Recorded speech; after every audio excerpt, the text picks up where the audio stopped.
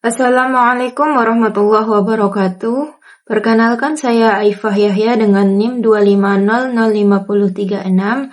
Pada pertemuan kelima ini, saya akan membahas mata kuliah media dan bahan ajar dalam PNF, yang dimana materinya yaitu prinsip dan karakteristik media ajar pendidikan non-formal, yang dimana prinsip dan karakteristik ini memiliki 4 poin utama yang akan kita bahas pada hari ini.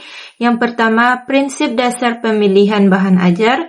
Yang kedua, karakteristik media ajar berbasis kebutuhan masyarakat. Yang ketiga, penyesuaian media ajar berdasarkan karakteristik peserta didik. Dan yang keempat, pengembangan media ajar berbasis kearifan lokal. Baik, poin pertama ada prinsip dasar pemilihan media ajar.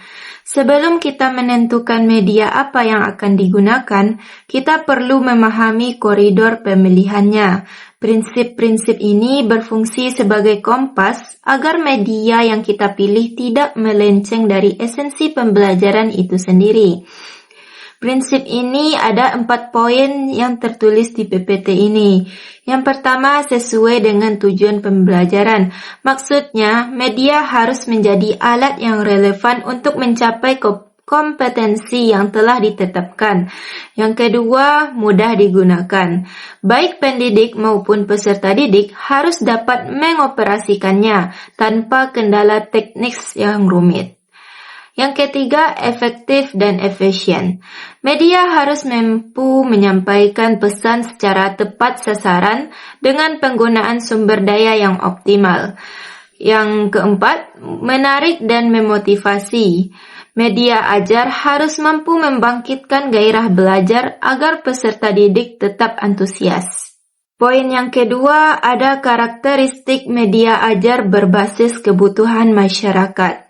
Dalam pendidikan non-formal, masyarakat adalah subjek utama.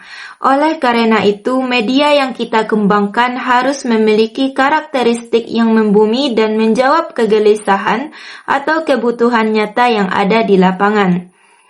Jadi, karakteristik media ajar berbasis kebutuhan masyarakat ini ada 4 poin utama yang tertulis di PPT. Yang pertama, relevan dengan kondisi masyarakat. Media ajar harus mencerminkan situasi sosial, ekonomi, dan lingkungan tempat mereka tinggal. Yang kedua, menggunakan contoh kehidupan sehari-hari. Materi yang pada media ajar harus dijelaskan melalui fenomena yang akrab agar lebih mudah dicerna. Yang ketiga, mudah dipahami. Ini untuk menghindari istilah yang terlalu teknis dan lebih mengutamakan bahasa komunikatif. Yang keempat, membantu memecahkan masalah nyata. Media ajar harus memberikan solusi praktis bagi hambatan yang dihadapi warga belajar.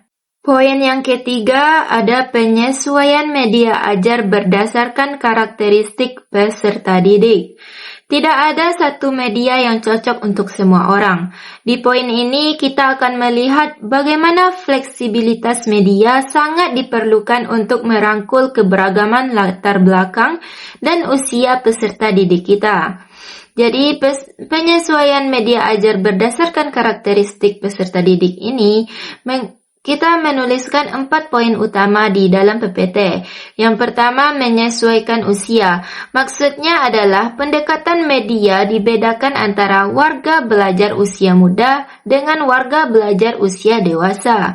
Yang kedua, menyesuaikan latar belakang pendidikan. Konten media harus bisa dijangkau oleh berbagai tingkat literasi. Yang ketiga, menggunakan bahasa yang sederhana. Penyampaian yang lugas untuk memecahkan terjadinya salah tafsir informasi. Dan yang keempat, memperhatikan minat dan kebutuhan masyarakat atau peserta didik. Fokus pada apa yang benar-benar ingin dipelajari oleh peserta didiknya.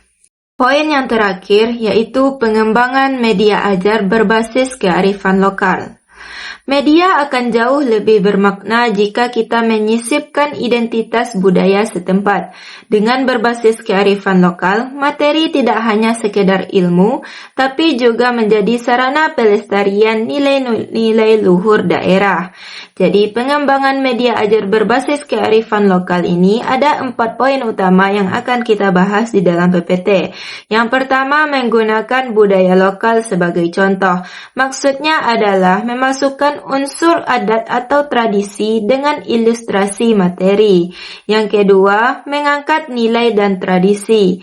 Maksudnya itu ialah menyisipkan pesan moral atau etika yang berlaku di masyarakat setempat. Yang ketiga, memanfaatkan potensi daerah, yaitu mengoptimalkan sumber daya atau kekhasan alam daerah tersebut dalam proses belajar. Dan yang terakhir, menjaga identitas budaya lokal, memastikan pendidikan tetap memperkuat akar budaya warga belajar. Sebagai kesimpulannya, media dalam pendidikan nonformal adalah jembatan yang menghubungkan materi dengan realitas kehidupan. Demikian presentasi dari saya, terlebih dan terkurangnya saya mohon maaf. Assalamualaikum warahmatullahi wabarakatuh.